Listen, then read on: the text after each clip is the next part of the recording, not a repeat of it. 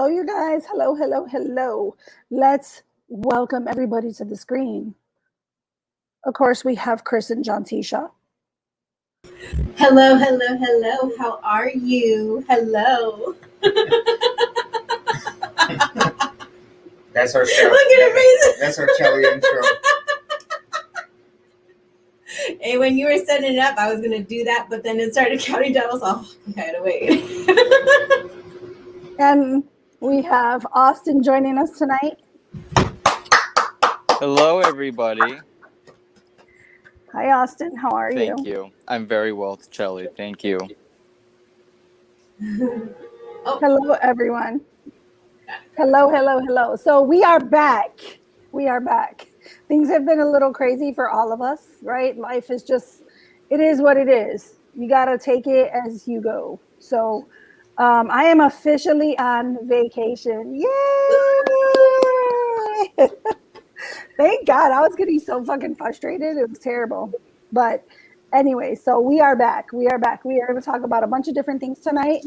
And everybody has something different to share. We're going to have a few laughs, give our opinions, and answer some questions. So the first thing we want to talk about, let me share my screen really quick. We always do a little piece of our show and recognize the fallen officers because we believe that there are true heroes that should be recognized. And unfortunately, you're not going to get that from the media. You're not going to get that from these reporters who are just not actually reporting good news. They have narratives, they have agendas.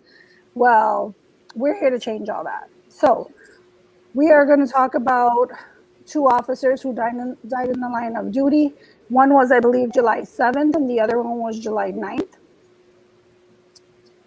Give me 1 second so I can share my page. Okay, so the first one we are going to talk about, can you guys see the screen? Hear Yes. it or see it? I'm sorry, what'd you say? Can we hear it or can we see it? Can you see it? Yes. Okay. Because I have to like toggle back and forth. So, okay, there we go. All right, so the first officer we're going to talk about is Officer William Earl Collins. His end of watch was July 9th, 2021.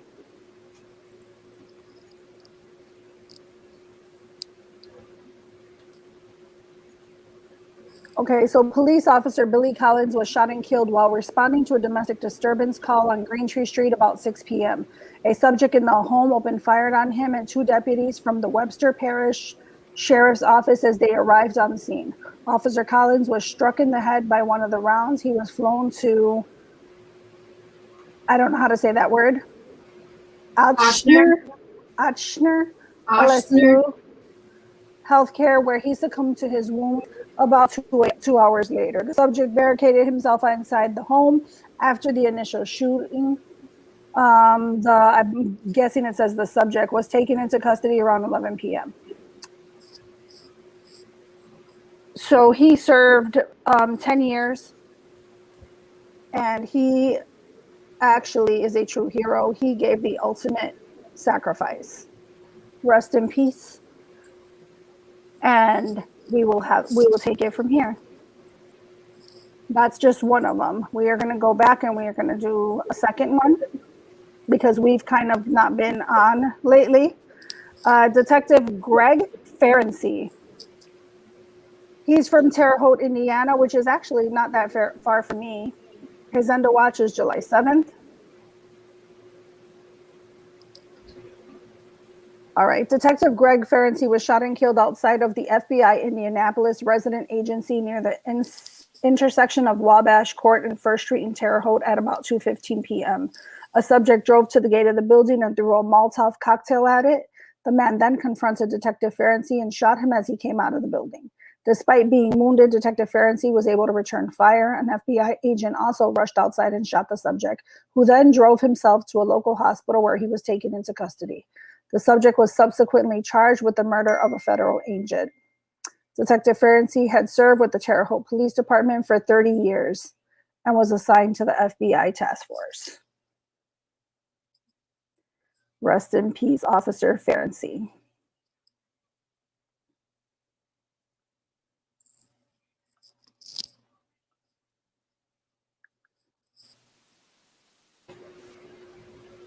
Sorry, I realized I was trying on back and forth. But so those are true heroes to me. They actually gave their life in the line of duty, and some of you probably have never heard of them. No.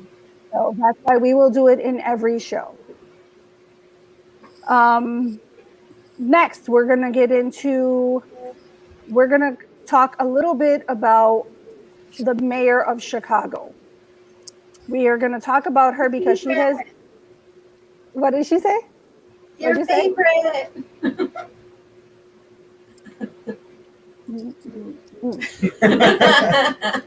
So we're going to talk about her. And the reason we're going to talk about her, not because I live in the city or because she's my favorite, because that is far from the truth. But we're going to talk about her because she has been on she's been a topic to a lot of people. Like Tucker Carlson has talked about her, Larry Elder has talked about her, Candace Owens has talked about her, like Brandon Tatum has talked about her, Sean Hannity has talked about her. Like, so many people are talking about her and what is happening in Chicago. So my issue with the mayor is hypocrisy. Hypocrisy, if you guys know me and have watched me from day one, you know that it is something that literally boils my blood. I do not like hypocrites. I do not like the fact that you say one thing out of one breath and then say something out of the other. That totally contradicts what you originally said. She is always talking about transparency in the police department. She's talking about being transparent when it comes to politics, when we were talking about the presidency, etc. She's always pushing this transparent, but yet is not transparent herself. And the reason I say that is because about a week and a half ago, she stated, and as well as the superintendent of police, that the crime is going down in Chicago. That's what they stated. It was about a week and a half ago. You guys can Google it. I'm not making it up. She stated it was going down. That crime was on a decline, was the exact words. It was on a decline. So now she talked about it compared from this year to last year. One, it is not true. It's a false statement. Look at the numbers. Numbers don't lie. So her saying that from this year compared to last year, there were thousands of officers injured during the riots. Thousands. Now, the last time I checked, officers are people too. They are tax-paying citizens as well. So they are putting money into our economy. There were thousands hurt last year because of everything that went on. President Trump offered help and she refused it. It was several times that it was offered. Now, according to her, I'm going to go based on her terms.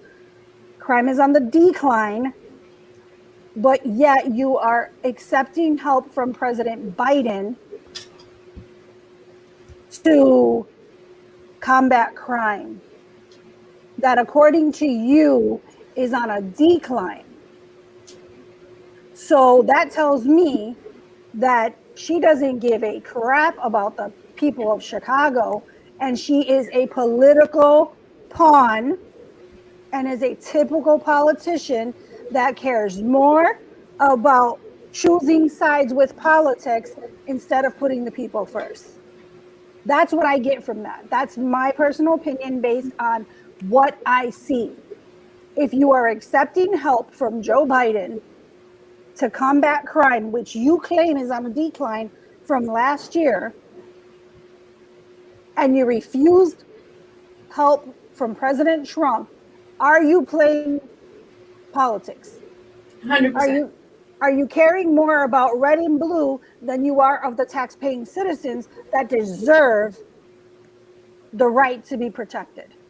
And again, I think we saw that a little bit last year when her house was well protected And yes, I know she's an elected official, etc.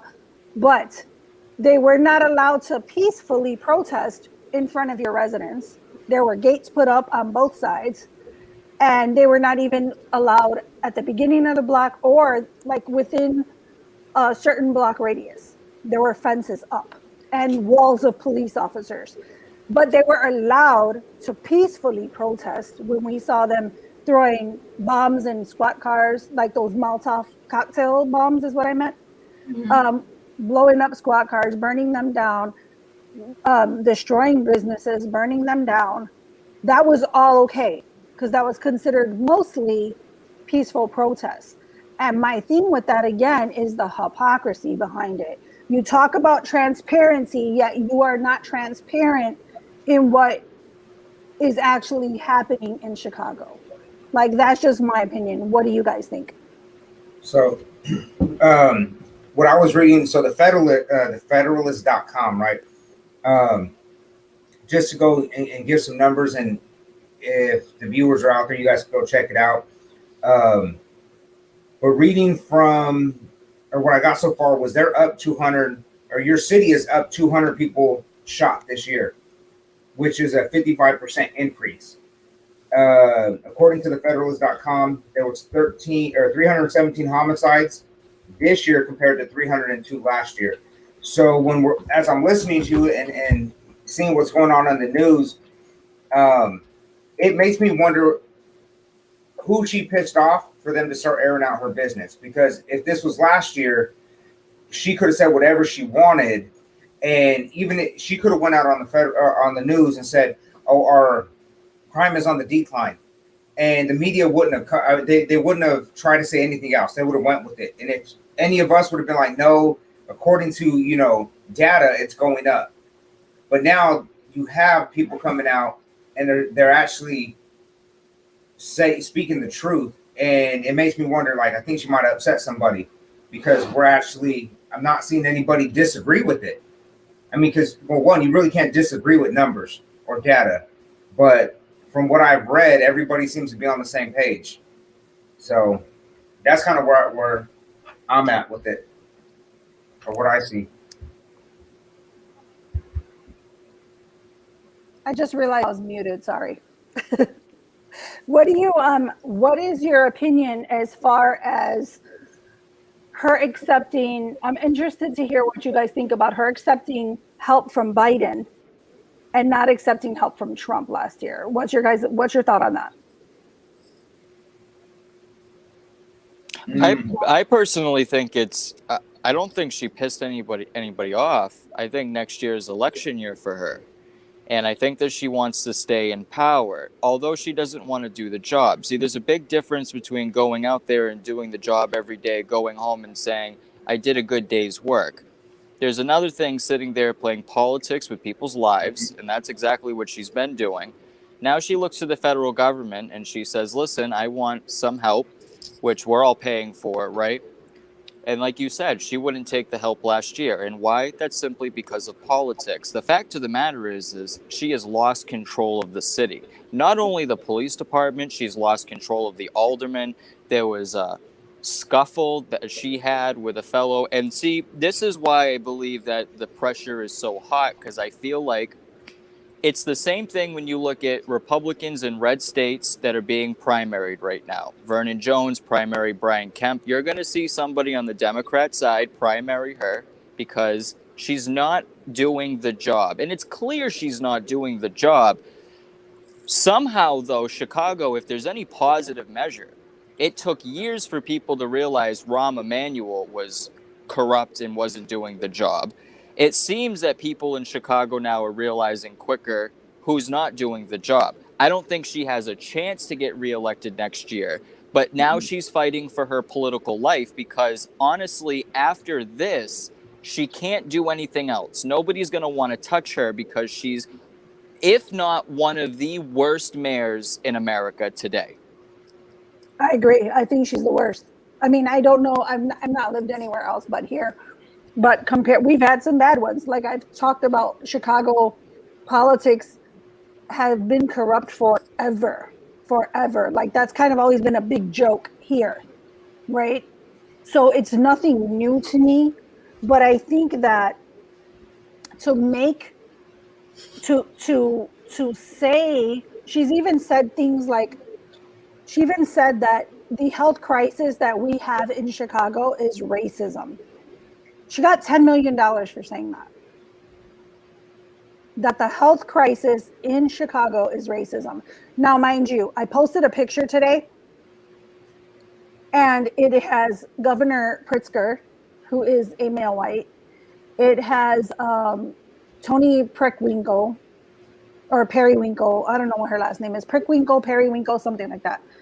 Female black, Mayor Lightfoot, Kim Fox. There was another female, I can't remember her name, and another gentleman. So there's 6 people. 2 of them happen to be white. How is racism such a big problem? And we're not going to get too much into the whole racism BS because I think everybody's beaten that. But how is that even a talking point for the mayor when crime is ridiculous? Children are getting shot and killed in our city. And that is going to be a talking point for you, that the health crisis here in Chicago is racism, when out of those 6 people who are top leaders in Chicago, 4 of them are black. Right. And I actually spent a little time looking through all top people in Chicago. And most of them, the majority of them are black. And I will tell you, you know who the minority in that group is? Latinos. So my message to you Latinos, start standing up. Start defending yourself. Stop being the silent majority. Stop accepting bullshit just because they feed it to you on a silver platter.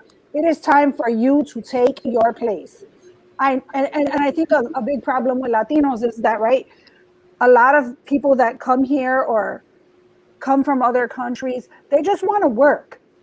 They want to work. They want to have a family. They want a piece of that American dream. And even people that are here, but they come from those old traditions, so they stay quiet. They stay low key.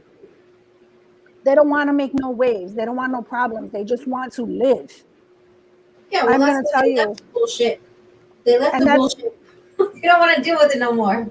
Right. And they just want a simple life, right? They want a simple life. And I'm telling you, if you want life to be normal and you want to have standards and morals and instill all that in your children, it is time for you to rise up. And I don't mean going and burning shit down. I just mean it's time for you to start speaking out. Silence is compliance. Absolutely. So, so Lightfoot gets up for me.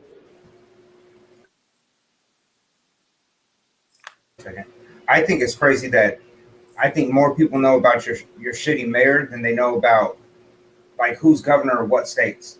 Because I really don't know the governor of your state, but I know about Lori Lightfoot because that's how well or not well she's doing, and I think that speaks volumes. Yeah, our governor is Pritzker, who was born with a silver spoon in his mouth. He comes from a lot of money. He kind of lays low. And that's the thing. Like, people always tend to think like the governors run things. It has always been the mayor of our city who runs things. It has always been the mayor. And my thing is like, where are you, dude? Like, you are the governor of this state. Where are you? Right? We hear everybody's talking about my mayor. Literally, everybody is talking about her. I get tons of videos every day, something new about someone else talking about her. Like, everybody's talking about her. And when have you ever heard a mayor of a city talked about so much like Mayor Lightfoot? That's crazy. So you know that you have to be tearing shit up to be on out of everybody's mouth. Like, you are the subject, you are the topic on everybody's show. Like Biden's first 100 days? Oh, yeah.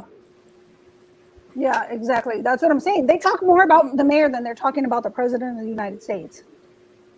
So, yeah. So, Chicago, I I don't think she stands a chance, and I hope she doesn't. Just the just the thought of it. Well, no, the thing Drives is, me nuts. Kelly, is you're not going to replace her for somebody better. What you're going to do is you're going to get somebody more radical on the left. Somebody more radical is going to challenge her. And I think this is why she's been so cozy with the teachers union, and she's been cozying up to all of these unions, because she knows, again, next year it's election time and it's the midterm elections. That plays a part. Whenever you run an election in an election year, it plays a part because a lot more people go out to the polls. So again, if I had to put my money on anything, I say she gets primaried by somebody way more radical than her, and they probably win. Because that's what Democrats want. They want to the extreme left, and they won't stop until they get it. Well, I pray that people have had enough of her and her BS. And I don't know, I think people are done with the same old shit. Like, it's kind of been same shit, different asshole, every new mayor. You know what I mean?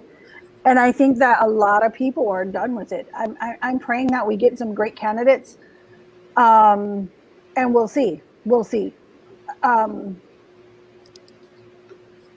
They have a lot of money, and that's one of the biggest issues. Democrats have a lot of money. And you got to think, people got to start opening their eyes. Where are they getting all this money from? Who's putting them there? Because I tell you one thing, they're tearing it up here. It is awful. But anyways, I don't want to stay too long on her because we got so much more important things to talk about. She's like at the bottom of my barrel, literally. So yeah, so let's move on from Lori Lightfoot. Let's move on to what we're going to talk about next. Someone said, are we talking about Beetlejuice? Yes. She has so many names. Biden or Cuba? Let's talk about Cuba. Let's start with Cuba. So did you guys, so with Cuba, this is the thing that I don't understand, right? Like, I think anybody who has watched the news, and I don't care what age group you are in, I think that you are smart enough to know that Cubans have been trying to fight back against the Castro regime forever, right? I think we all grew up knowing that, right? No matter what age you are, because we all vary in age on this show. But for the Democrats to push, and I know I hate saying that because it always feels like it's either Democrat or Republican, and I'm not a Republican. I'm an independent. I will vote based on someone's policies. I don't care if you're red or blue, I will vote based on your policies. But I feel like we always get into that red and blue. But things are politicized, and we cannot avoid that. They just are what they are. I don't make the rules. I'm just going by what I see, right? So what bothers me so much about this is that they are trying to say that they are fighting back because they want vaccines. Who said that? Girl, did you not hear Jen Psaki? No, I didn't hear any of that. Miss Circleback. She said that they are fighting because of vaccines. And I'm thinking that's coming from the president's press secretary. And I'm like, that's not what they're fighting for. When they talk about fighting for medicine, they are talking about fighting for medication for all the ailments that they have out there. Like, right. These people are treated like dirt. And you know what's really sad to me? This is before all this stuff has come about, right? People from here, like, I can go to Cuba and I can buy property and I have a good pension if I want. I can live an amazing life if I go to Cuba. But the people in Cuba are second-class citizens in their own country. Mm-hmm. That drives me nuts. So we've all known why what's been going on in Cuba for years and years and years and years and years. It's not new, right? But they are finally fighting back. They are tired of bullshit and they're fighting back, right? For whatever reason, however that started. Of course, we're not going to know everything, but I know from talking to a lot of people who have migrated here from Cuba how much they love America. Oh yeah. How You're all much, over the place. how much they want a piece of America. Mm-hmm. How much they want to have the freedom to go find a job, the freedom to get a paycheck and to go to the store and buy bread or rice or anything they so desire, right? And for them to politicize this for personal gain, again, to me, is the most disgusting display that it makes me sick. It literally makes me sick to think that you want to politicize their fight for your personal gain. Like, I think that's evil because these people have been put through shit. Literally put through shit. They are treated like trash in their own country. I can go there, you can go there, and we can live a great life because we have money. Right. So I can buy a house and I can live my best life in Cuba. But Cubans cannot. And what pisses me off is, what is his name? Oh, I'm not going to remember his name. He just made a statement recently stating that for Cubans not to come to America because they will be turned away. They will not be let in. Yeah, the Secretary of Homeland Security. Yes. Mayorkas. Yeah. Yes. Thank you, Austin. Now, this is another little issue that I have, right? But why? I'll tell you why. I'm going to give you my opinion, right? I'm going to give you my opinion. So, just like people that are coming in, like the immigrants that are coming in from the border, right? They're letting so many immigrants in, etc. They have to let them in. They have to accept them. Whatever other stuff this administration said. Okay. Now this is, again, here we go with the hypocrisy, right? So Cubans cannot come here. They will be turned away, according to what he said. That's what he said. But you will let immigrants from the southern border come in. You will let them come in. Right. And I'm going to tell you why. This is my opinion. That's freaking ridiculous because I've seen. So I think that the reason find them in. Well, I think the reason that they want them to come in from the southern border is because they can manipulate those people to get their votes. I was gonna say the same thing. And this is just my opinion, right? Now, I believe, you know why they don't want the Cubans here? Because Cubans have lived through communism. Cubans can see communism coming a mile away. And guess what? They're going to come here and they're going to talk to their other Cuban people that are here. If you remember what happened in Florida, why did Trump get Florida?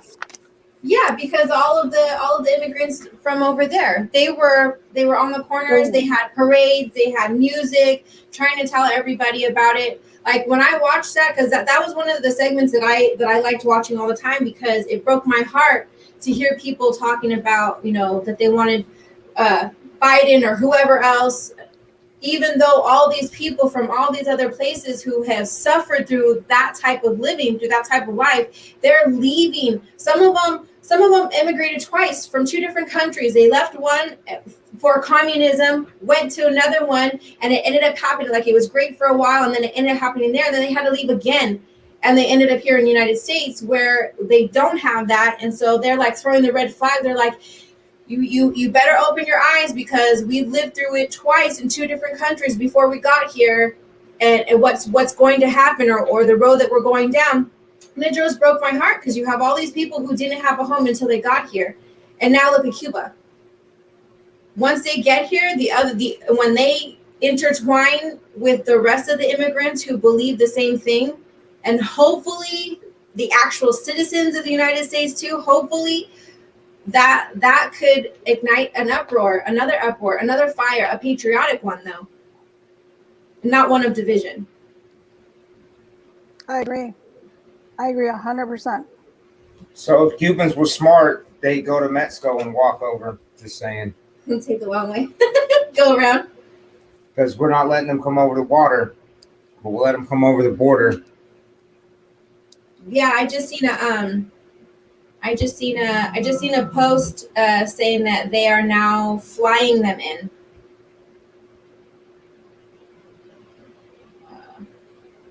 It wasn't like a news source or anything, but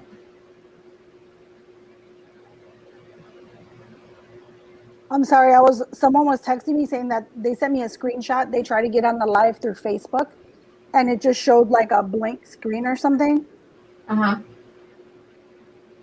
So I'm trying to tag them from my phone because I could see it on my end. Can you guys see it? Okay, she just got in. Okay. Because it showed like a blank screen. Facebook. I just wanted to make sure that people are getting it in case we had technical issues. We could fix it right now. Oh, gotcha. And if for some reason you guys are on Facebook, if it keeps glitching out, if you scroll up a little bit in the comments, there's the link for the YouTube stream, just to move over. If for some reason it doesn't work, I'll post it again though. Thank you, Temptation. Speaking of Cuba, right? What I find interesting with the U.S., right, is we'll air out our business, we'll make stuff up. We'll go to the extreme, especially over the last year, and we will politicize and I want to say we overdo everything. So we're projecting ourselves to this really evil country right now, and it's going all over the world. Even other countries' newses are looking at it. They can look at us and they're seeing all this negative, right? What I find interesting is we don't get a lot of world news. Like we don't see what's going on in other countries. Some of that has to do with the fact that you got a place like Cuba where they don't let that news out. They don't want us to see that. And then there are places where we could look at their news and see that, hey, there's other places that are a lot worse off than us. Like Australia, I find very interesting. I used to think Australia was cool, but then the more I read about Australia or the more I read about Canada, I'm very thankful that we're here because I was gonna say Canada was like on tight ass lockdown last year, like super duper like. And they got a lot of rules. Australia. When it comes to like hate speech and free, like there is no freedom of speech there, and it's sad because we are for being the freest country. And I mean, I want to put this out there: there is no such thing as 100% freedom. Like we don't have 100% freedom because that would be anarchy. Yeah. So we have a balance. And I think that's when people start talking about, oh, we're still enslaved, we're still not free. Yes, to a point, there's not 100% freedom, but we have a balance because in order to have that balance, we need rules. But we are still one of the freest countries. Like we have the freedom to say and do and pursue whatever we want. And I mean, to an extent. And when you hear stuff from Cuba, it's like, I think that's the thing where they don't want you to see that. They don't want the Cubans coming over here because like Jorge Masvidal, one of my favorite UFC fighters right now, listening to him talk about it and how they got pride in this country and how his dad's got pride in this country. It's like, man, if more people heard that and actually listened to what the guy had to say, and Pitbull too. Oh, and Pitbull was another one, and he did that years ago. He just made another one just recently too. Yeah, he's been on it. They're not afraid to stand up. They don't care what the media says. They're not afraid of losing their fame and their fortune because when you come from nothing, you're not afraid to go back. Some of us aren't afraid to go back to it. So they're okay with standing up because, it's kind of it's the mindset, right? If you were in Cuba and you stepped up and you were saying something and you're not going back to nothing, you're probably going to die. In America, you can step up and lose your fame and everything else. What's going to happen to you? You're going to go. You're going back to nothing's not death. it might be poor, but you're poor in America is still a lot better than poor in other countries. So they're not afraid of that. Yeah, there's a lot of celebrities or high up there people who have kind of fallen off but are still living pretty damn good. So, your thoughts, Austin? I agree with what everybody said. I look at it from a different angle as well. And unfortunately with Cuba, a lot of people don't understand that their tourism and their agricultural industries are all state run. So it is very difficult for, and I've seen some people on the left and even some people on the right make these assumptions that why don't we just send them money? Why don't we just send them humanitarian aid? One, because they're not going to take the Red Cross of humanitarian aid. They're not going to do that. They're not going to let us into the country. Number two, it doesn't matter if you give money to the industries because the money goes to the Castro regime, the tyrannical government. right. So the other issue is, and this is what we were talking about backstage before we came onto the show, there's certain phrases that are starting to be used around the world, and it's kind of scary. I look at Cuba and I see some people on the right and say, God, no, we can't get involved. We're not going to get involved. It's not our business. It actually is our business for a lot of different reasons. One, Cuba is 90 miles south of the Florida coast, okay? Very, very close. And when you look at Russia, Iran, and China giving a warning to the West, as China has done multiple times over the past couple of months, but a new warning to get involved in Cuba. And I just wonder why everybody thinks that is. And that's very dangerous. If you think of Russia, and for anybody who knows their history, we went through a period with Russia called the Cuban Missile Crisis when Kennedy was president, right? Where things could have ended up a lot worse than they did. But now we're getting back into where communist countries want to have an influence in Cuba. And Cuba is very, very close to the United States. Not only that, Cuba, the Cuban people, are an ally to the United States. So America not only has a responsibility to our ally, the people of Cuba, not the government. That we have to, I'm making that clear. And people get that confused. Cuba is our ally. The Cuban people are our ally because Cuba is the most developed Latin American country, arguably, out there. And the argument is if you're willing to give money to Guatemala and Venezuela and Honduras that have many of the same corrupt government structures, and then not give money to Cuba because it's a communist regime, well, the Democrats have an issue here with messaging. But again, I am on the side where I think you need to intervene before it gets worse. You see federal police and military attacking civilians. You see the overwhelming majority of Cuban people standing up and saying, we want to be free. We want to take back our country.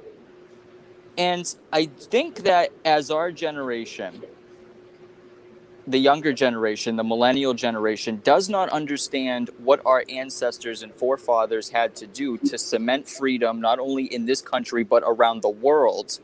The fear of Russia, Iran, and China is if the Cuban people are free, then other countries and other people will then take to the streets and call for their own freedom.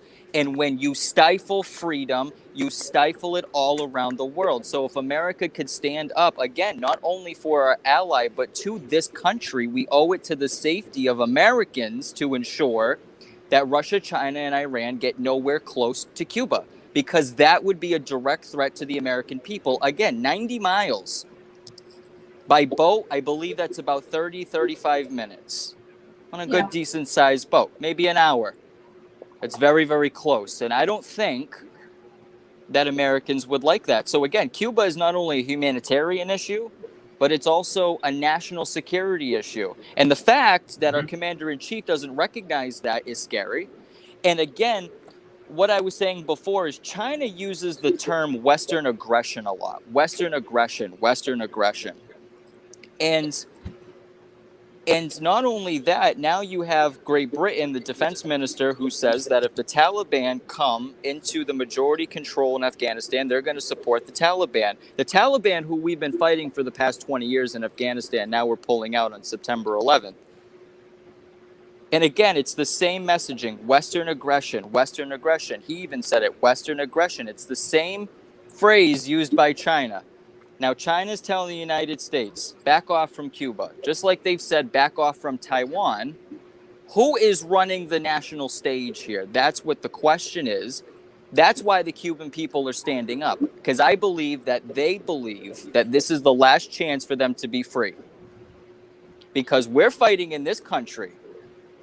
We don't have to get into that, but we're fighting in this country right now against something that a large amount of the population believe happened during our elections. That has a direct correlation, in my opinion, to what's happening on the ground in Cuba, because we are showing the strength. And again, when you show it at home, when you show it abroad, you show it around the world, and it gets out today in the 21st century. No amount of censorship of the internet is going to stop these cell phone videos from getting out. But again, if you're an American and you don't have issues with the federal police or military beating down civilians, calling for their freedoms, I think that you don't understand your own freedoms that you have. And that's very unfortunate. And I think you brought up some really good points.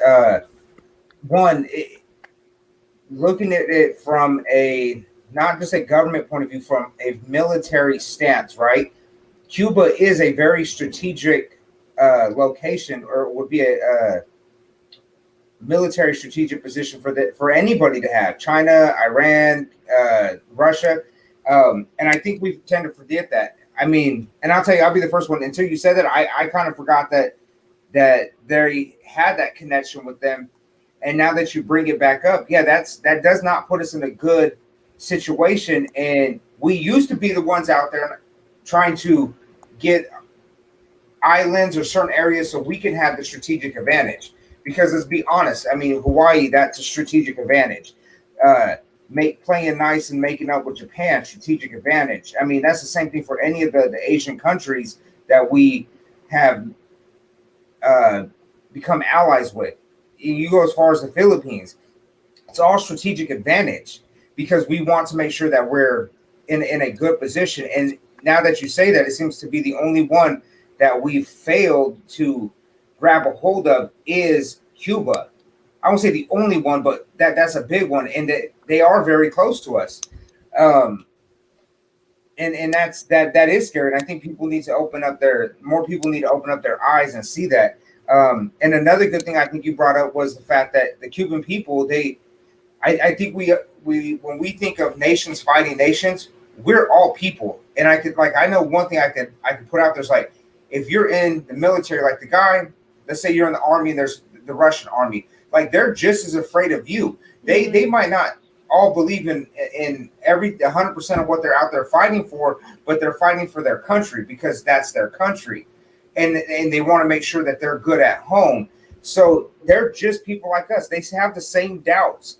And I think more often than not, you bring up a good point. Like the Cuban people themselves, a lot of them are our allies.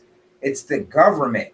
And I think when we take that step back, a lot of what we're seeing, what we're having issues with is not the people in the world. Right. It's the governments in the world. It's those elite people sitting up at the top of the government and these political positions.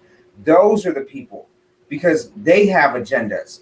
I think if you were to, if some of these world leaders were to just, if it was if we could do it and we just magically just all stop fighting, right? I think majority of this world will get along with each other. A majority of built up civilizations that have things going for them, I think we would get along with each other because we're all people and we all just want to live peacefully, be able to provide for our families. I think there'd be very few people out there that we would not get along with. But you brought up some really good points, Austin. I just wanted to point that out. Thank you. I appreciate that. I think what you said is totally right on the ball too. And you know what it is I read an article earlier. It was about the trillions of dollars of spending that the Democrats want to do. And while Democrats want to solve everything wrong with America, the world is burning around us. And I noticed somebody mentioned South Africa. That is also happening. How about France? Thousands of people heading out to the streets in France. A couple of weeks ago, thousands of people out in the streets in London. A couple of weeks ago before that, thousands of people out in Canada. This is a continuing theme, and I know that people might not want to put it together, but again, and I saw this argument online, and I just want to squash it when they say, well, what did the Trump administration do when pertaining to Cuba or pertaining to everybody else? And it's called peace through strength, meaning everybody is going to behave, because if you don't behave, there's going to be a consequence. And when people don't have consequences, and all of you are parents, I'm not a parent, but this is kind of like parent-child, right? You do something wrong, there is a consequence. Now, when you take consequences away, like in Russia's case, Biden allowing the pipeline, which Trump stopped, making them significant amounts of money. Biden now wanting to work with Iran to get back into the nuclear deal, trying to take off some of the sanctions. And then now you have a very weak statement by him saying America stands with Cuba. But in what way? Right. And what is America doing? Because for everybody out there, and I think this is what's hard for people, and Chelly, I've said this before to you in our private conversations, people like to talk about things they have no idea about. Some people have never grown up in the hood. Some people have never had to sell drugs in order to feed their children. There's a lot of things. And what the issue here is nobody understands what these people are going through. They're most likely not sleeping. There are food shortages. There are medical shortages. There are people that are saying, I'm willing to die, or I'm willing to take the chance in order to have a better life. But guess what? They're not running to the United States. Some of them maybe. Some of them want to get out. No. Most of them want to stay. Most of them want to stay and fight for their country. What are they asking for? They're asking for a clean slate and a fair shot, and for America to stand in and to say, let these people live the way that they want to live. And the only way that you accomplish that is you take down the tyrannical dictatorship. And again, if America could do that, it would send a strong message to the rest of the world saying America is the leader on the world circuit. Or we can play this game to 2030. And Chris, you're a military man, and I'll give you this. I want your opinion on this. Cuba not only controls a significant amount of trade, right? Because there are a lot of boats that pass through that channel. It is the easiest way for you to be able to send out ships, battleships, to both coasts of the country simultaneously. If you're China and North Korea and Russia and you want to gang up on the United States, you've only got one coastline, our western coastline. But if you have assets in Cuba, you're able to send them over to the east, to the southwest coast, to the southeast coast in a matter of hours. So that is the reason. China, Russia, and Iran could give a damn about what's in Cuba, trade, or anything like that. They want it for a positional stance when they go to make their move. And China's been saying it for weeks upon months. Mess with us. They've literally been saying this. It's not a joke. So again, does that scare people? Does that scare the normal American to sit there and to say? And I think that if there's anybody watching, I think I saw a comment a little while ago who lived during the Cuban Missile Crisis when there was a real risk of people dying, of escalations, of war. And people take that for granted today. We live in such a peaceful world, or Americans think that we do, and we really don't. Everything is a tinderbox. It's a pressure cooker. And when you turn it up too hot, it explodes. And I think that we're heading towards that reality if we don't realize it and we don't start standing up for what is right. These people need help. And I don't care how much money it is, how many people we're going to send. When you sign up for the military, you sign up for whatever the job is. Mm-hmm. And those military men and women are not complaining about going to Cuba like people on the right are making it seem like out to be. And it's mostly people on the right that are complaining about sending our military into Cuba. Well, you know what? Our military men and women don't complain. They do the job that they're sent to do, and they're sent to help people. We try to avoid war at all costs today. We have a real opportunity to save lives. And the longer that we wait, the more people that are going to die. But again, this is another example of what Democrats do. They use politics on people's lives. And it's disgusting. Agreed. So to part of what you were saying, right? I think for us, I think one, we don't really want the conflict, but what are we going to, so when I look at stuff like, why don't we do things? What are we going to, what does Cuba have to give us? It doesn't give us any strategic advantage. Is it really going to give us anything when it comes to trade? Like, what do they have to offer? So I don't think the risk is worth the reward, because when you look at what America's done, let's say over the last 20, 30 years, when we get involved in conflict, yes, there's good intentions behind it. And that's why I believe I do believe in our military. We have good intentions behind it. But at the same time, there has to be something in it for us, because it's not free. I mean, not 100%, but when we go to the Middle East, there was something in it for us. I mean, you got a lot of oil out there. And, you know, when you had Bush coming out of Bush, his whole thing into Obama, like a lot of the reason why Bush put us there was, I believe, was oil. Or I won't say put us there, but why we stood there so long. I agree. There's something in it for us. We need to get our money back for what we're spending. And I don't think Cuba has that, for the same reason, like we say we're fighting a war on terrorism in the Middle East. Well, when you look over our southern border, there's terrorism right there, and we're not going into Mexico, because I don't think that there's nothing there. I mean, there's not a big game there for us.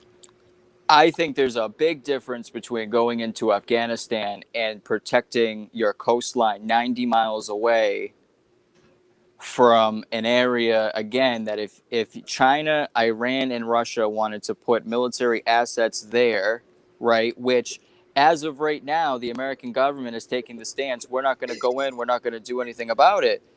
But, I mean, again, it's kind of the race. Do we get anything out of it? I don't think that we get anything out of it. I think that we stop our enemy from taking a positional advantage. Think of it as risk, right? You have to protect your boundaries in order to win the game. And you can't say that the country is safe if you have Iranian, Russian, or Chinese assets, military assets, 90 miles away from the Florida coastline. If anything, I think that would just be a complete cat and mouse game, which would lead to the same situation we had back in the late 50s and early 60s with the Cuban Missile Crisis. And really the only reason why that was successful was because John F. Kennedy was an amazing diplomatic president. He was probably one of the best presidents that we've ever had in this country. He's definitely top 5 in my opinion. A very, very good Democrat, back when the Democrats actually wanted to work and fight for the country. But right now, you don't have that same kind of leadership, and you don't have that same kind of relationship. So, I mean, again, I think it's more or less of the Cuban government saying, you're not going to do anything, because if you do, you're going to have to go into it with all of your effort, because the Cuban government doesn't want any American help. Right. So as America, we have to sit here and say, is that acceptable? Are we just going to watch the car crash, walk away, and pretend we didn't see it? Or can we take the opportunity to actually do something about it? And again, I know we're not getting anything necessarily out of it, but China could just as easily swoop in and drop off, millions of dollars to the Cuban regime and keep on beating these people and throwing them in jail and keeping them in, and persecuting them. I don't know if that's any better. I think that might make the situation worse. Yeah, it's tough. It is. It especially when you look at, like, we want to do the right thing, and you're watching these people suffer, and I know for like those of us that care about what's going on there. Doesn't have to get before we do something. That's the thing is, and that's where it's like we could watch nations crumble. We could watch people, suffer under these type of dictatorships. But it comes down to the fact that I don't think we're going to make a move. I think China's bluffing when it comes to Cuba. I think a lot of them are. I don't think that they can get there. I think we would put a good fight up with them getting to Cuba or making any strategic point out of it. But I mean, You think this administration would cut them off? no, we would have to. I don't think they would just let them come in because I think you would get too big of an uproar. I agree. But what I'm getting to is that I just don't see us doing nothing right now. Not saying that we won't ever, but I think when it comes to these type of, especially in Cuba, right? If you want to change, and this goes to anywhere, right? If Cuba wants change, they're the people themselves, and there's going to be a lot of people that die. But if you want to overthrow a type of government like that, the people themselves have the best strategic advantage because they're already there on that land. It would just take them stepping up, and they would have to start putting up that fight, because if we go in and we can't get to them, and it's not that big of an island, but I just don't see us doing it. I don't think we'll take that type of losses right now. And I'm not just saying because it's Biden. I just don't think that we're willing to put our country at that type of risk. And it's sad to say, but it all comes down to the benefit. We're a good country, but we ain't that good at the end of the day when it comes to stuff like that. And it's sad, but that's my opinion. I just don't see us doing it. I think I agree with both of you guys, actually. Like, I think you both have valid points, and it's the same but different. Yeah. Like, I understand exactly what Austin's saying, and I agree 100%. Why take the risk? Why not protect it now, and why not be proactive instead of reactive? I agree 100% with that. Like, but I also agree with Chris in the sense that usually they do things because we're getting something back in return, right? But this is the only thing that I find, again, hypocritical, is that the Democrat Party, and whether it's this regime, well, we are dealing with this administration right now, aren't they the party of love? Aren't they the party of tolerance and acceptance and bending over to help people? Isn't that what this administration has preached about the people coming from across borders? Absolutely. How much they have to love them and help them, and how much they're having to bring them in. Okay, so why is Cuba any different when that's literally 90 miles from Florida? Like, I find it hypocritical, to be honest. But I agree that you both have great points. Well, how about the Syrian refugee crisis that we had back in 2013 to 2015 when the Syrian civil war broke out? We took in thousands of Syrian refugees, and they were also being persecuted by their own government. This is no different. Because people are not being gassed and mass murdered doesn't mean they're not being attacked, persecuted, and I'm sure many people have died. But or oppressed. Like real oppression, not fake oppression here, but those people are really being oppressed over there. 100%. So, I mean, I just think that, the issue is again, America, in my opinion, is not leading by example. And not only should this be America, where is the United Nations? Where is the UN sitting here getting together? And this is where it's either convenient for some world leaders to step in or stand down. Right. And when President Trump was in office, they felt the need to stand up because they were standing up to what they thought they disagreed with. Now they're standing down because they say, well, America has control. There's no evidence of that. America doesn't have control. We could name off 9 different national security issues that have all started in the last 6 months.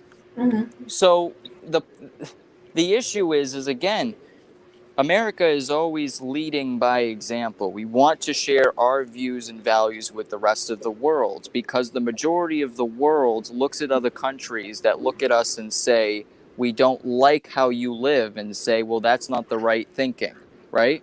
So, again, I would be very disappointed if I was people from around the world and I was looking at our country. I would say, why are you not doing anything? Why are you okay with this?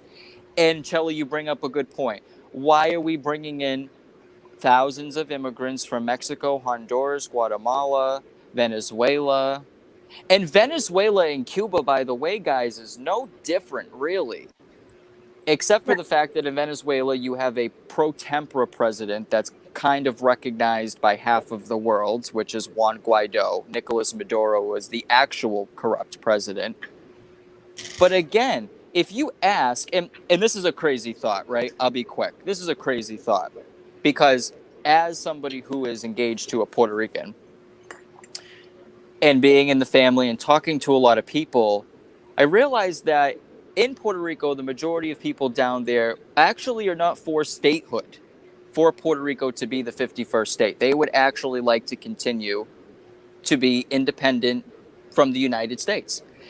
Now, I have a feeling if you went to Cuba and you asked the Cuban people, if you could vote next month, whether you want to be a part of the United States or not, would you vote yes or no? I guarantee you, 80% would say yes. They'd vote for it. And if America could make that happen, why the hell not? Now, some of you out there might think that that's a crazy thought. But again, I think we're in more of a long-term ideology war. The communism has already started to come into this country. What best way to show the world that we're not going to accept it by toppling a communist regime? I think it's the best way to do it. It's the best message to send. Will we do that? No, because that's a perfect scenario world. But again, I think that the Cuban people would be more than happy to be Cuban Americans and to join this nation. And again, Cuba is a beautiful island. It's one of the more well-developed Latin American countries, other than the trade embargo that went on for 40, 50 years, right? It is still very well developed. Great tourist areas. I mean, so, hey, it's a crazy thought. But, again, help the people. I heard this the other day. It's a 1-for-1. We'll take one Cuban who wants to be American for one American who doesn't want to be American. I will make that trade. I'm down. Ship them down to Guantanamo with a whole bunch of other people that don't like America, right? Yeah. Well, and I think also in order to help for the United States to step in and do something, like there needs to be a united front. And right now, the U.S. is not a united front. Which is why we're having problems, which is the same reason, like, you know, the UN. We know it's proven to be ineffective. And why? Because at the end of the day, they're not a united front either. They are all on very different pages down there. So I think that's why they're hurting, and that's why we're hurting right now, is we're not. Well, and also, and I think the only way to potentially get our government to do something is enough of us to stand up united and make them do something. Because at this point, they're like the big ass bully in the school, bullying every one of us around and refusing to listen, acting like they're listening, but refusing. I agree. And the thing with the internet, like they're cutting off a lot of it. They're cutting off internet. I heard they were cutting off water. I've been watching some TikToks and people who have family in Cuba that are communicating like here and there. So there are a lot of things going on. So you guys keep your ears open, keep your eyes and ears open to what's happening and why it's happening. I think this is just the start for Cuba, to be honest. Someone made a comment earlier that they were forcing like young boys, going to their homes and making them like fight the people that were fighting for their rights. Like they were forcing them to join the military. Yeah, correct. So there's a lot there. There's a lot going on. I stand with Cuba. That is just my personal thing. I think that everybody has the right to freedom, no matter where you're at. So I actually stand that and I support them 100%. Even the people of Cuba. Wait, the people of Cuba, not the government. Yes. Hold on. I just want to make sure I'm clear. Wait. I thought about that in my head and I was like, oh, wait. I support the people of Cuba, not the government. Yeah. Agreed. Moving on. What else were we talking about today? We had a list of things. We came ready, you guys. We It's came the ready. last one. Almost, yeah. A close second to last. Well, the last one would be our closing, but Biden and door to door. Ugh. Exactly. Exactly. I All right. actually went on a vaccine. I don't know. I was doing the research, and the new numbers came out today, and I just find it very, very funny, and funny is the only word that I can think of, when I meet somebody that totally throws out every single personal right that I have to make a choice. Now, at the same token, and I respect the law on abortion because it's through the Supreme Court, right? It's the law of the land. To me, that's my body, my choice. What happened to my body, my choice when it comes to this?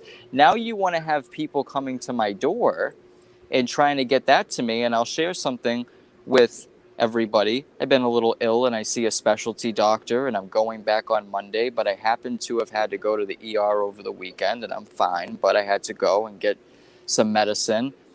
And I was pushed by all three doctors that I saw. I was asked, well, why didn't you get vaccinated? Why haven't you? Why did you make that decision? Who told you not to? And this is the thing where you can't even go and see a physician without feeling like being pressured into doing something that you might not necessarily agree with. Nonetheless, having people coming up to your private residence, knocking on your door and feeding you a whole bunch of indoctrination. Welcome to America in 2021, I guess. I don't know.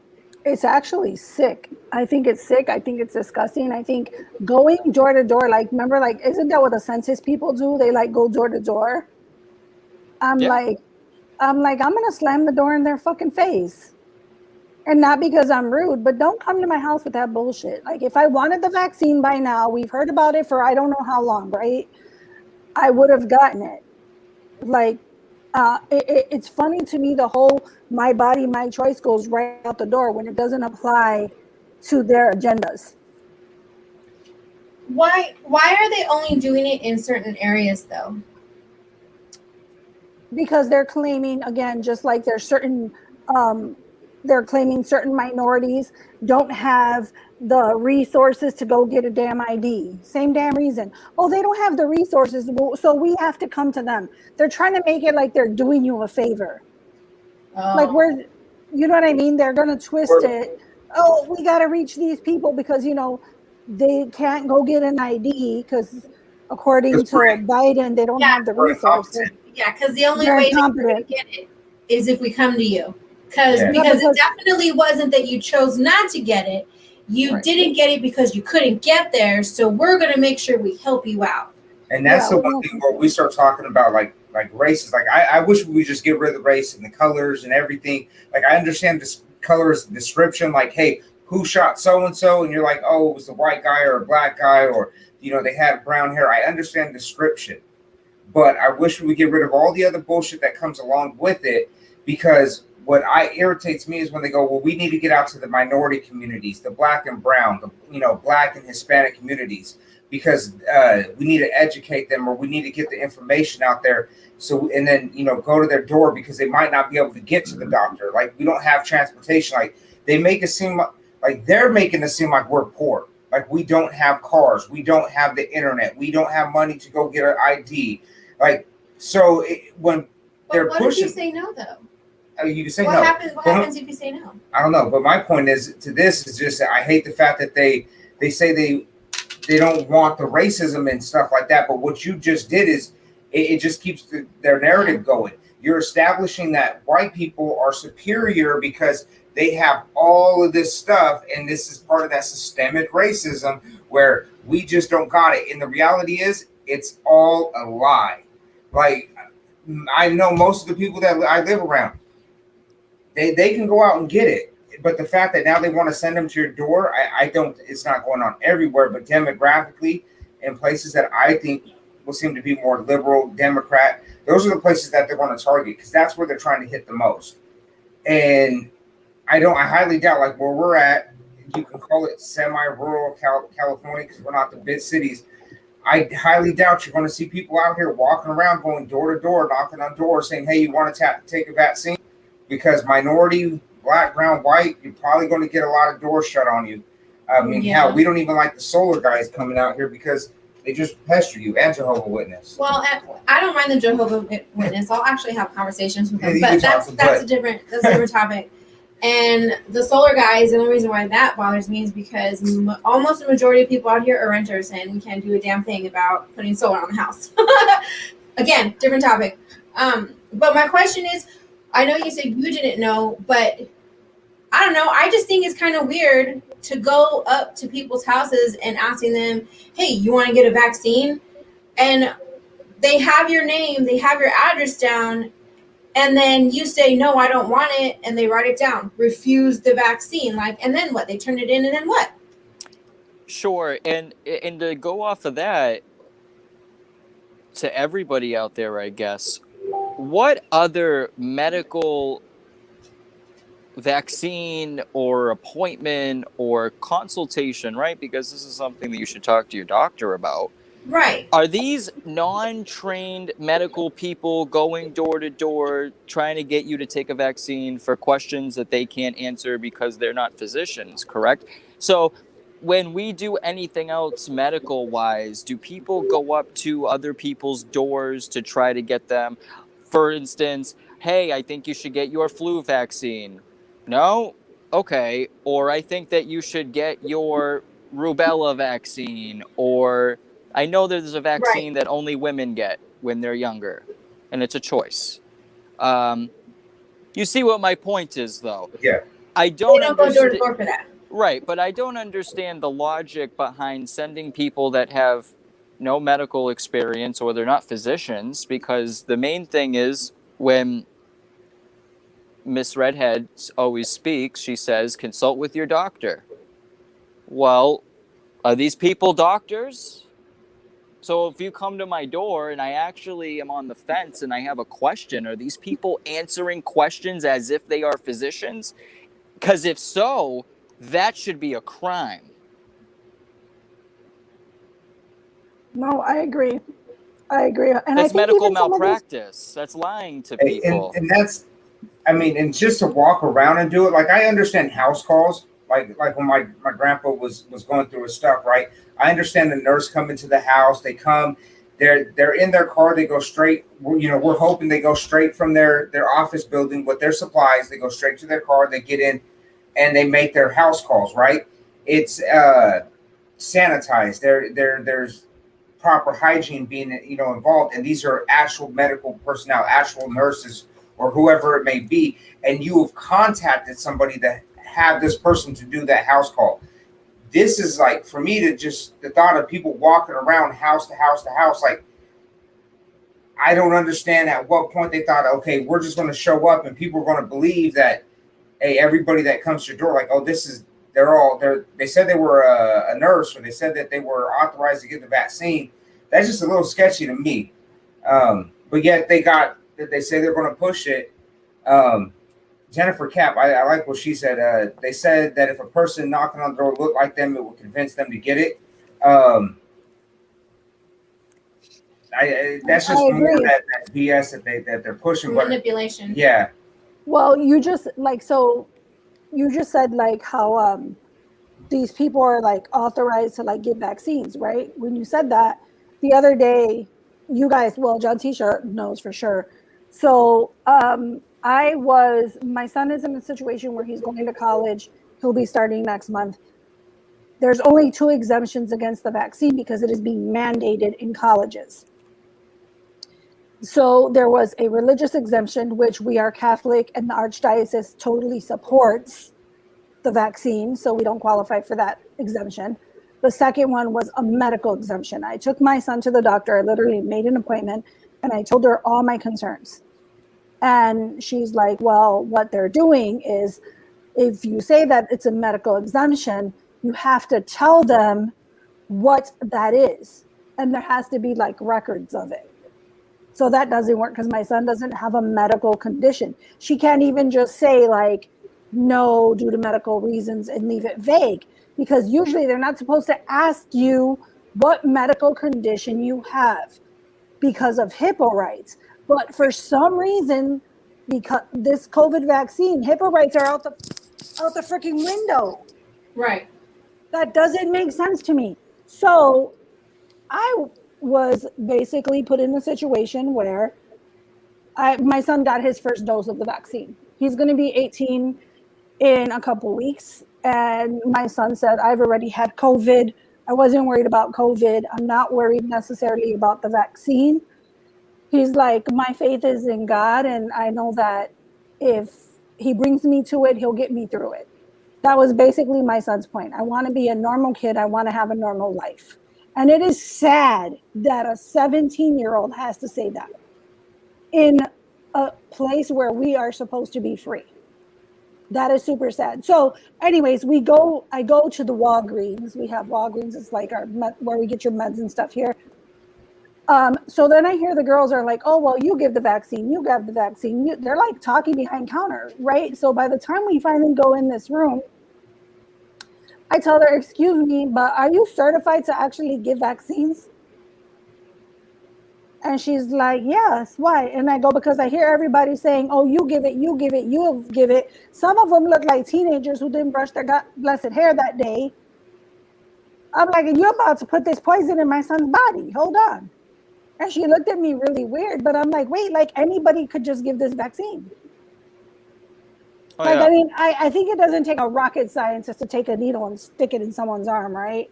If I'm not But mistaken, still, you don't have to have a medical certification. I don't think they do either, but I was still concerned about it. You're thinking something like that's so important, you know, like this vaccine, you'd want professionals administering it, because it's not even in doctors' offices, right?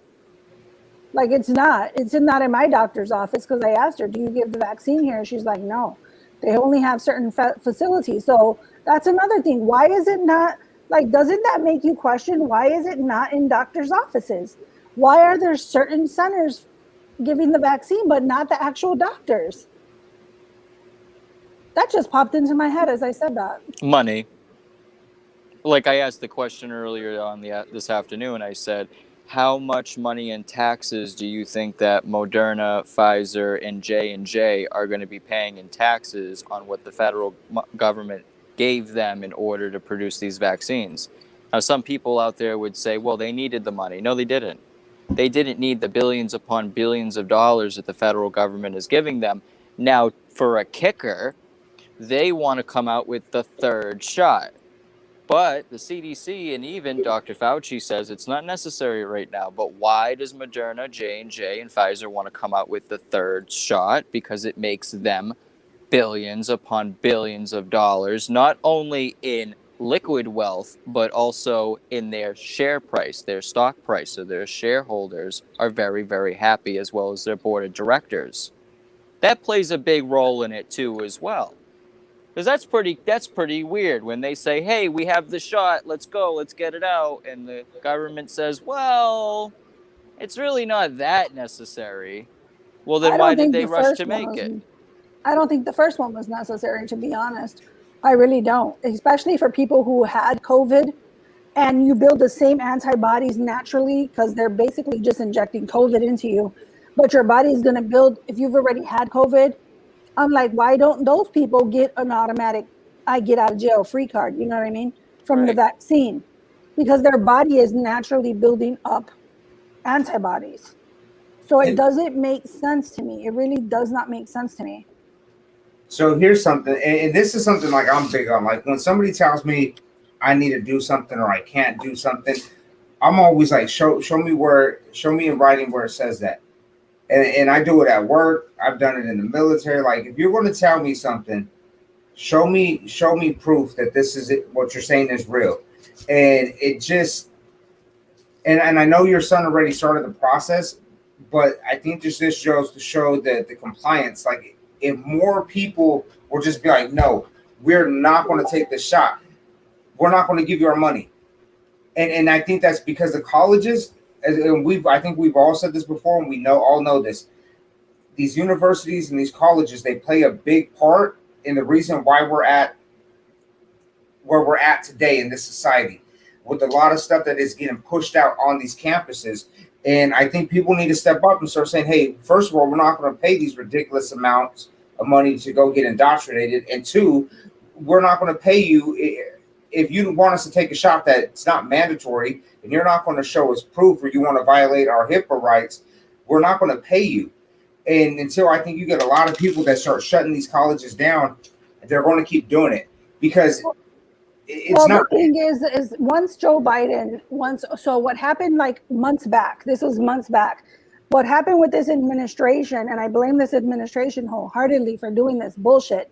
They didn't want to say we're mandating the vaccine, right? Because they wanted to still give that little tipping scale with people who could possibly vote over for them, right? So what they did is they went like snakes, because that's exactly what they are. And they went behind people's backs. They went to stadiums, football, baseball, etc., all these big places, all these universities, and said, well, we recommend you doing this. Right? We recommend you doing this. And these places, a lot of them fell for it. Like here, and it's, I don't know about other states, but in Chicago, like my son's school, when you apply for schools, you apply last December. So we applied last December. So he puts out all the schools he wants to go to. There's a deadline he has to put in. He gets his findings back like March. So then it'll say what schools he's been accepted to. And then it'll tell you, then they'll send out their financial packages. And if you qualify for scholarships, etc. And then you have a certain deadline you have to accept by. And then you have to put a deposit down if you want them to hold your seat. Then what they did to us was they tried to get us to sign an agreement, a housing agreement, but they weren't sure they were going to open the campus back up. So housing we pay out of pocket doesn't go towards any of the scholarship money. We pay for the housing out of pocket. So if I signed this agreement, which they had a deadline, which was in the end of April, everything happens truly fast from the time you get your notices until the time you have to pick your housing stuff. So we had to pick by a certain date, but they still, by that date, did not know if they were opening the campus. So if I sign this contract, this housing agreement, whether they open campus or not, I am still required to pay dorm fees. So my son would have been staying at home had they not opened, and my son could have been staying at home, and I still would have been forced, because I signed their housing contract, to pay almost $20,000 in dorm fees, and my son would have been in his bedroom. So at that time, we talked about it. And now, mind you, before you had to agree to the contract, all that, they never mandated vaccines. They were very slick the way they did it. Very slick the way they did it, because then we would have looked into other options.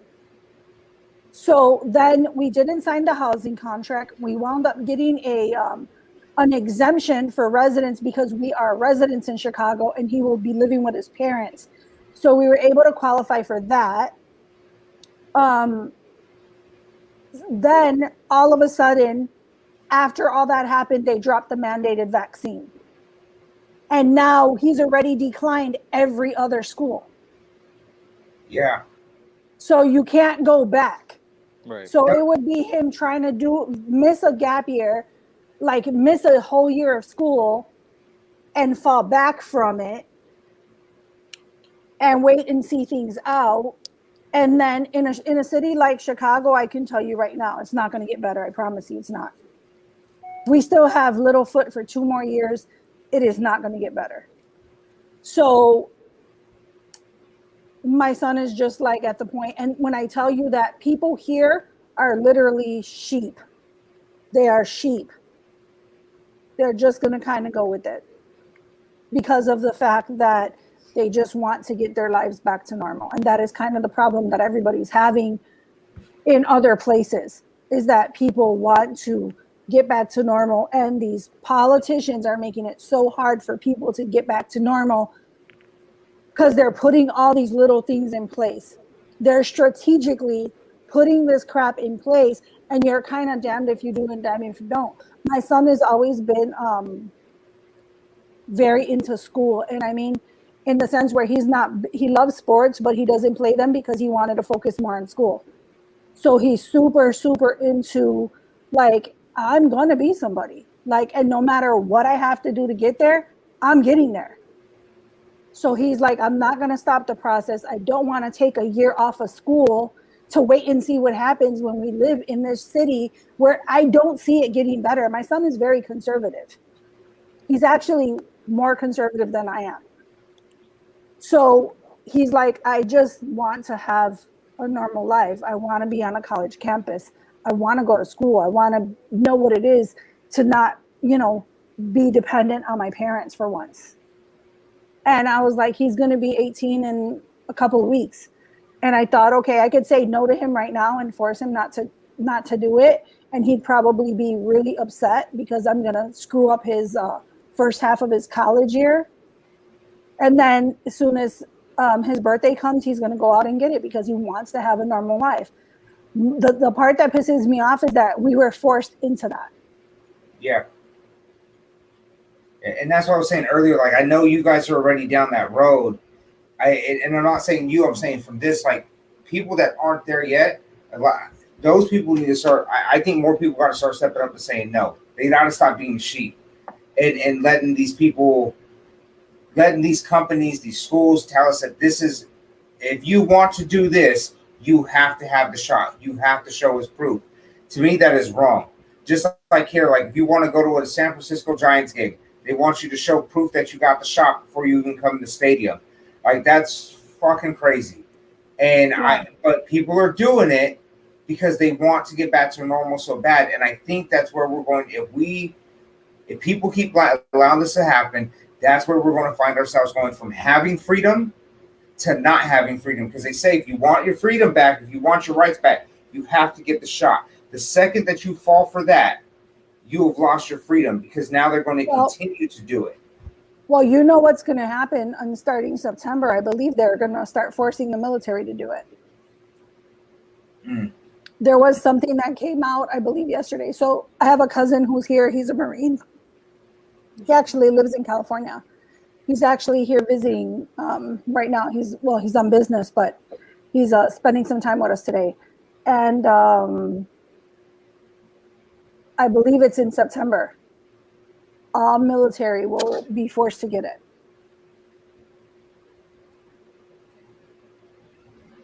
Yeah, that's terrible. And, it's funny because in my neck of the woods, I live in Massachusetts, which is right behind California on the liberal scale for everybody out there, if you didn't know. There's funny signage on storefront windows sometimes that says, please wear a mask if you're not vaccinated. And that's exactly what it is. And I think that's what people need to understand, that at least in my state of Massachusetts, Governor Baker rescinded all of the emergency orders, so you do not have to wear a mask in a public place or business if you don't want to. Now, that's your choice if you go into an establishment that looks to you and says you need to wear a mask. It's up to you whether you want to sit there and get into the argument. I'm the kind of person that I'll just take my business somewhere else because it's not worth the conflict. But when you look at the vaccine, I just think Chris is right. It's just a no, and it has to be if that's how you feel. And I don't know. I've been consistent with how I feel. If people want to get the vaccine, that's your choice. If you don't want to get the vaccine, that's your choice. I'm not here to slam the vaccine, but I am here to share the information that's reported by a federal database called the VAERS database, which I shared earlier on today. Exactly. So don't come at me as an anti-vaxxer when I share the damn information that the federal government is providing. It comes from the HHS, and go look it up. I took that. I took the VAERS website, and I highlighted key points on it, which is why I was against it for my son's doctor, and it was to no avail. Like I took it straight from the website. But that's the thing, is that is a federal database compiled data. And this is the thing about scientific research. And I don't know. I know that's a harsh word. I feel these vaccines are research. And how do you get research is data. That's what scientific research is all about, is the data. You collect data. You measure something and look at it over a period of time. All these numbers that we see, that's data. And when you see over 400,000 adverse events, 9,000 deaths, over 900 miscarriages, and you want to sit there and tell me that it's more of a benefit for me to get the vaccine than it is for me to catch COVID at my age with no pre-existing conditions, that's not science. That's an opinion that is heavily skewed towards one political ideology. And that's just a fact. There's no doctor that can sit there and say that all of these adverse effects. I'll give you one better. If you were going to get the flu shot, and in the mainstream media, they were telling you 9,000 people died in the first 7 months of getting this vaccine, would you get it? Would you take that shot? I wouldn't. And I don't think anybody else would, because they would sit there and say, well, people normally don't die from the flu shot. Of course you get your rare occasions, right? It certainly ain't 9,000 people. That's a high number. I don't care either if 100 million people are vaccinated. Why did almost 10,000 people die? And guess what? That data is not complete. That number could be far larger. So what if we're talking about 3 or 4 times these numbers? We're talking about millions of adverse effects, thousands of deaths, thousands of miscarriages. And it doesn't matter to the mainstream media, because if you share that information, once again, which is a federal database, you're an anti-vaxxer. I don't understand anymore. I really don't. I agree. And I'm not an anti-vaxxer. Like my kids had all their vaccines from the minute they came out of the womb. I'm not an anti-vaxxer. I'm not one of those people that, oh no, I'm not getting vaccines for my children. But I just feel that there's just so much with this particular one that it for me, it's no. I will say though, my son was like, Mom, I don't want to get it, but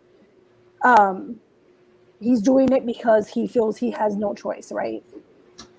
So I will say, I did say to my son, I was so like, when I tell you I was sitting in there waiting, and I was literally in tears while we're waiting for them to put this shot in his arm. I'm literally standing there in tears. I'm not super emotional at all, except when it comes to my family and my kids. I was sitting there literally in tears, and I said to my son, I said, are you scared? And he's like, no, Mom, I'm not scared. And then I said, if you're scared, you can tell me, because, he's a man, So I was like, if you're scared and you want me to get it with you, I will get it with you. And I swear to you, my son looked at me and he said, Mom, I don't want to get this shot. Why would I want you to get it? He's like, I got this. We're good. I got this. But I did offer to get it with him, only because I thought, my poor baby. Damn you, Biden administration. Let me ask you guys a question real quick before we get into wrapping up. If President Trump was president, do you think we'd be in this situation? Yes or no? In what situation? No, I don't think we would be. People being forced into vaccines. Yes, and I think it would be a lot worse, because it would be. Chris is right. maybe he'll change his opinion when I say what I'm going to say, because I see where he was going in the first initial thought. It would be even worse because of the fact that he would be fighting for people not to be vaccinated if they don't want to. So the Democrats would go through even more overt conditions. You wouldn't have Democrat states open right now if Trump was still president. That's the thing. Nor would you have kids going back to school in the fall, which who knows if they still are, because the teachers' unions run this country. We'll see. To be continued. But the first thought would be, no, it would probably be a little bit of a better climate. But knowing how the Democrats are always opposite of what Trump wants to do or believes in, oh, yes, I believe that it would be mandated in so many more sectors than it is now. When you talk about the healthcare field, hospitality field, and they would do that in the hospitality field just because Trump is such a big name in the hospitality field. It's kind of, you know what I mean, one of these. I think it would be worse, honestly. Yeah. You're right. It's because as soon as you started to talk, I was like, no, I take it back. And you said everything I was thinking, because you're right. They would have went with everything that the opposite of what he said. I mean, maybe it would even be a double mask at this point. You need to wear 2 masks on the airplane, unless you're a Texas state Democrat. Then you don't have to wear a mask on an airplane in the sky, even though it's a federal mandate. Sitting next to everybody else. Right. So you don't think that he would, because he wouldn't have a choice, is what you mean? Oh, absolutely. There would be no choice. Because of how hard the left would be putting pressure on him and talking crap. I think the reason why we're where we're at today is because he came out and he originally said, you know, and he might have been a buffoon at some points when he said certain things. Okay, I think we could all agree on that. You know, he's made a fool out of himself by, I think, overstepping his boundary in some areas and just saying a little too much or being outrageous about certain things. Okay, so with that being said, I think like we're here today because he said wash your hands, you know, do A, B, and C for 15 days. And they said, no, we need to go 100 times further because you don't care. Right. Because they wanted to make him look. He had no choice but to come up with the vaccine because they were giving him such a hard time. Otherwise, I don't think that. I honestly don't think it would happen because it would have been unnecessary. So that's where I agree with Austin. You're right. I think we would be in a worse situation because instead of all we need is 17% of the population vaccinated to stop the spread. Now we need 90%. And Trump was only saying, and I'm not just using that as an example, Trump was saying 17%, but he's an idiot. He don't know what he's talking about. So now that's why I think we're in the situation we're in is because they hated him so much that they had to go to the fullest extent that they could. Yeah. Sure. And it was the lockdowns as well. It was, you know, those lockdowns didn't come off until Biden was president, maybe a month or 2 later. And the reason why is mostly because the economies needed it. Regardless of all of the stacks of cash they just got from the federal government, these economies were dying for a kickstart. So, I mean, I just think that now what the problem is again, Democrats get into power and they don't know how to lead. They don't know what to do. They only know how to speak the rhetoric. They don't know how to actually solve the issues. Then you have Republicans that can solve the issues, but at times they don't get the messaging right. You have a good idea and a good plan and a good policy, but you can't describe it or pitch it to the American people without some kind of faux pas or without some kind of controversy having to do with something. It's all about the messaging today. And, you know, it's with this situation, you have the White House press secretary openly saying the last couple of days, if you don't get the vaccine, you might die. I don't know what science that is. I don't know, you know, and it's fear-mongering. That's what it is. But what is it a result of? It's the result of the other side. It really is. Both sides of the fringe right and the fringe left, they're all products of each other. And that's what dominates everything today. That's why you have a pointless conversation right now that Rand Paul wants to bring up about getting people no masks on airplanes. I agree with it. Don't get me wrong.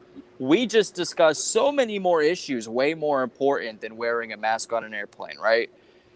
This is what I'm talking about. We are focusing right now on things, honestly, that don't give a damn about the current conditions that we're living in. I'd much rather go save or help people in Cuba than have a political conversation about wearing a mask on an airplane. Whether I agree with it or not, it's a fight for another day. And we're still focused on little things. The vaccine isn't a little thing, though. That's the thing. It's a personal choice, right? But I don't think it's as serious as we're making it out to be until people really start losing their jobs, not being able to work in certain industry, which you are getting to slowly. Medical workers, transportation workers, it's slowly coming. It is. That's the thing. I don't think we know the full effects yet, and I don't think we're going to know until the fall and the winter. And I have a strange feeling that Delta somehow is going to come back, right? And we're going to start slowly shutting down these economies again, at least in the blue states, because it's going to be danger and we need to shut it down. Because guess what? They're sitting on mountains of cash. These states don't have to be open. If they want to shut down, they can shut down. Yeah, I agree. Mountains I of cash. actually really like your point about Trump, because my initial thought would have been right with Chris. Like, no, this would not be happening. I do like your point, but I will add, I think that Trump would have never had, if he was president again, he would have never had a re-election. So I think he would have been going ham on them and giving no fucks given. That's just what I think. I think this, if he had this second term, I don't think he would have given a fuck about a Democrat at all.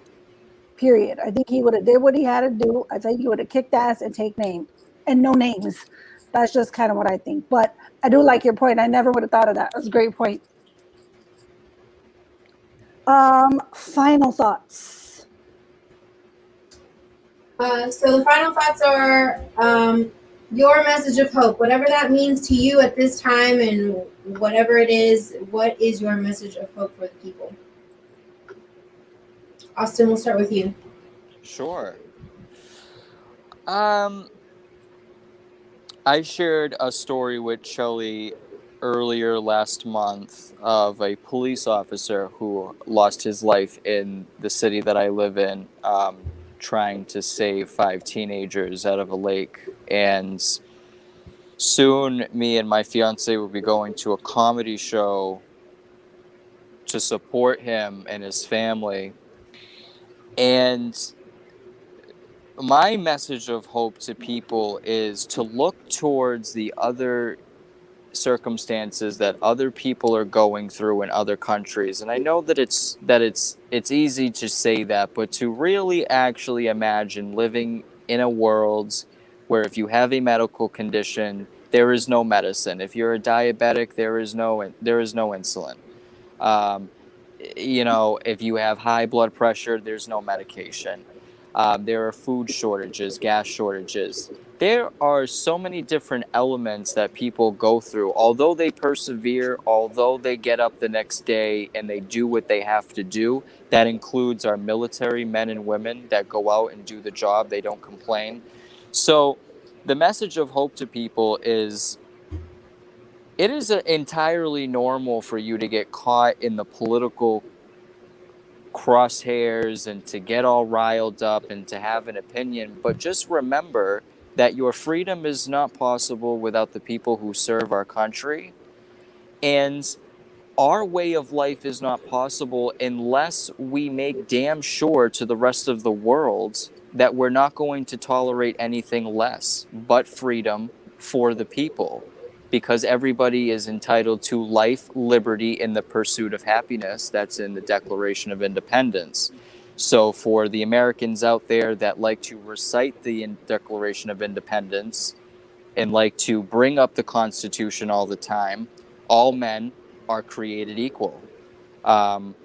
That's another point that I think that we all need to also inspire ourselves and start to actually relate to one another and start to care about one another more. And maybe we'll be able to do that if we all focus our energies on Cuba and the Cuban people and actually hear their cry, and let's see if we can help them. But the message for hope should be strong, because look at what we have compared to what so many in the world don't. The Haitian president was recently assassinated. The South African president thrown in jail. Social uprising in France and in Cuba, but we are living safe. We are living in our homes. We go to work or school every day, and we don't have to deal with that persecution. So I feel like we're not thankful.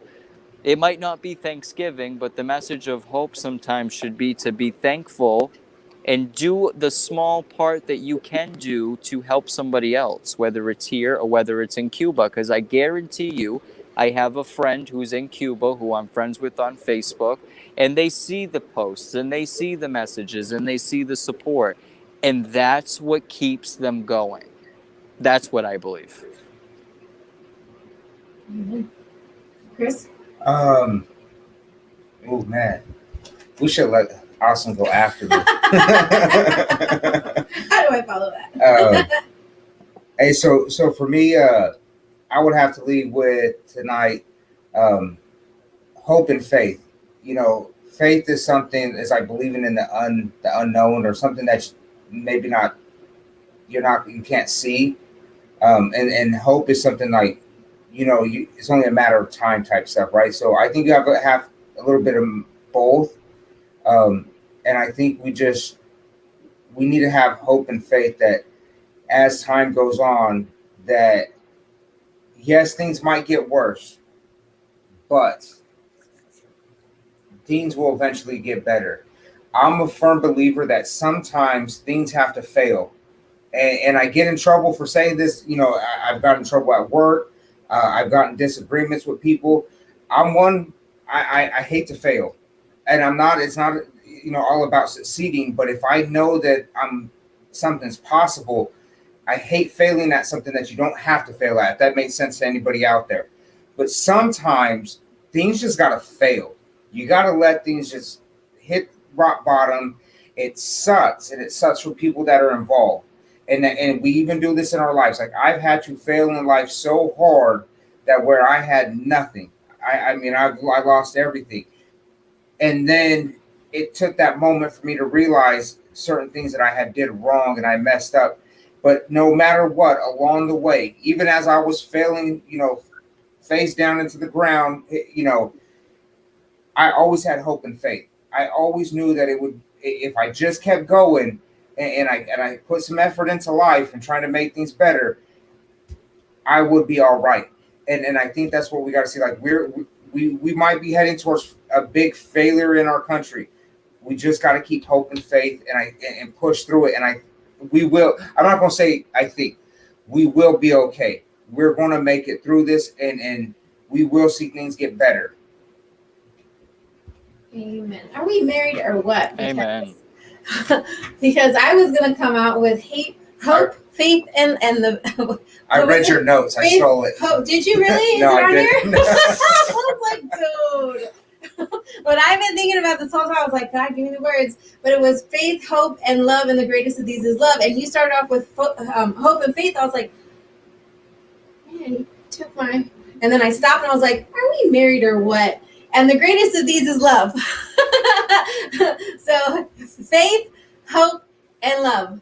If you don't have love in the things that you do, and I don't mean like love in your life, I mean love inside your heart, love in your mind, love and light within you. If you don't have that and you don't walk in that love and you don't share that love, then all you are is a sounding gong, a noise in the wind, a clanging sound. It means nothing. It's just noise. So my little message of hope to you is to continue to hold on to your faith, your hope, and your love, because without it, it's dark, it's lonely, it's miserable, we're lost. And then we tend to share that, and we are the examples of that light that lives within us. So don't lose that. Even when the whole world looks dark and it looks crazy and if you don't understand it, just remember that if you have that faith and you have that light is so much brighter in the darkness. So just hold on to that, even if it's just a little bit, because really that's all that it takes for you to make it through whatever it is. I know the world looks crazy right now, but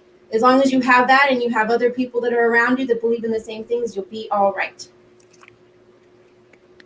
I agree. Love and that. my closing message is to be kind. For many reasons. You never know what someone's going through. Yep.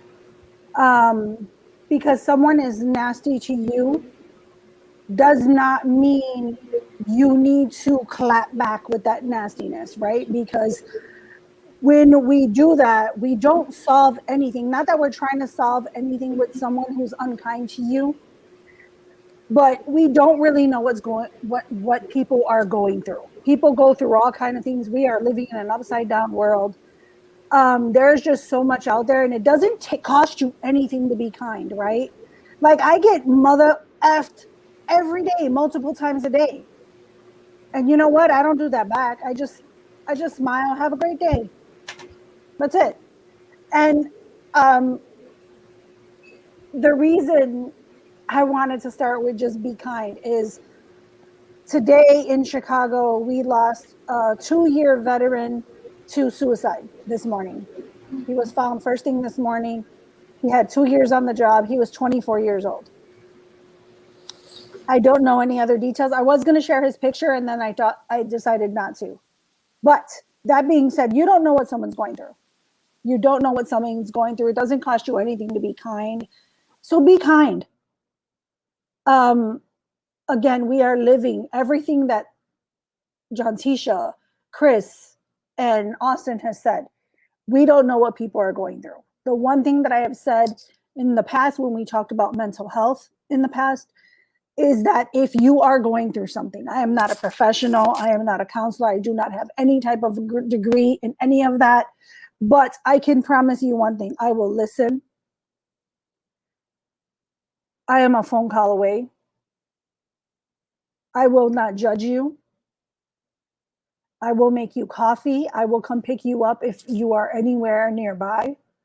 I will talk to you on the phone for hours. I will just sit there and listen if that's what you need from me. But you are important. We all are uniquely created. And we all play a role in the circle of life. And God has better things out for you. You just have to have faith and trust in Him.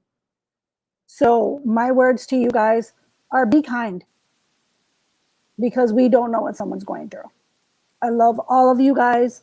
Thank you guys for joining me. Chris, John, Tisha, Austin, you guys know that I love you. And I am so proud that we're back. You guys have a great night. We'll talk to you guys very, very soon.